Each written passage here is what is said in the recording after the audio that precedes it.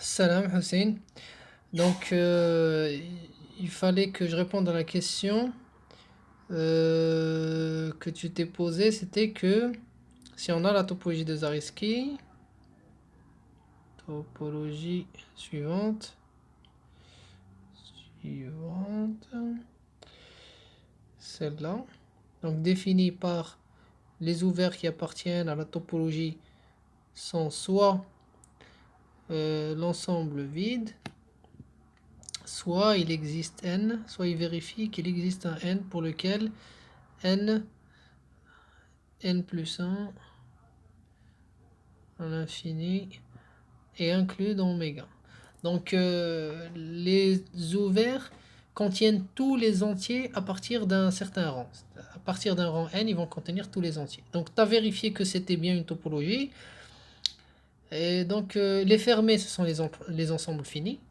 Donc si on regarde la ligne comme ça avec 0 ici, 1, 2, 3, et ben les ouverts, c'est les éléments qui vont contenir des éléments, par exemple contient 0, 1, 2, mais pas que ça, il faut qu'ils contiennent tous les éléments à partir d'un entier. Par exemple 100, à partir de 100, il va contenir 101, 102, 103 à l'infini.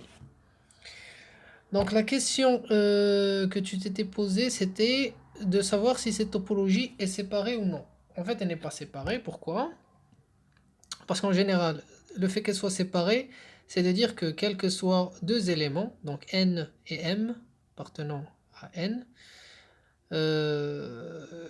pour deux éléments, il existe un ouvert, bon, disons ON, et un ouvert OM, qui vont être, chacun d'entre ON va être un ouvert de n, un voisinage de n, et OM un voisinage de m, vérifiant, on doit vérifier ON inter OM est vide. Donc est-ce que ça c'est vrai pour dans notre cas? Donc dans notre cas, si je prends deux ouverts quelconques, maintenant pour montrer qu'elle n'est pas séparée, il suffit que je donne deux éléments pour lesquels tous les ouverts, donc il suffit que je trouve n et m pour lesquels n'importe quel ouvert que je vais prendre là et là, il y aura une intersection. Donc le premier quel que soit de n et m se transforme en un ouvert, en un il existe, et le il existe deux ouverts ON et OM, dans la négation il se transforme en quel que soit ON, OM. Et ensuite intersection vide se transforme en intersection non vide. Donc en fait je vais pas chercher n et m, montrer qu'ils existent, en fait je vais montrer que n'importe quel deux ouverts, je prends n'importe quel ouvert et un autre ouvert, il va y avoir une intersection entre ces deux ouverts. Donc, comment on fait ça? C'est, on prend un ouvert, il va être, donc je prends W1, un ouvert de la topologie, il va exister n appartenant à n, tel que l'ensemble n plus 1, nanana, est inclus dans oméga. Ensuite, je prends un deuxième ouvert appartenant à la topologie. Il va exister m appartenant à n. Bien sûr, ce n et ce m, c'est pas les mêmes que dans la proposition. Là, je peux faire en fait p. Allez, p. Et ici, je fais, il existe q. Q appartenant à n, tel que q plus 1, à l'infini, est inclus dans oméga. Là, oméga 1, pardon, et là, oméga 2. Et là, bah, je suppose que l'un d'entre eux, que P est inférieur à Q. Inférieur ou égal à Q. Dans tous les cas, il y en a un qui est plus grand. Donc là, je vais supposer, sans perdre de généralité, que c'est Q qui est plus grand. Donc qu'est-ce qui va se passer? Ce qui va se passer, c'est que vu que Q est plus grand, et ben Q, il va être là.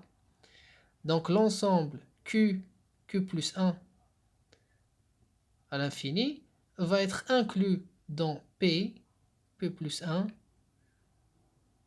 à l'infini, qui va être inclus dans oméga 1.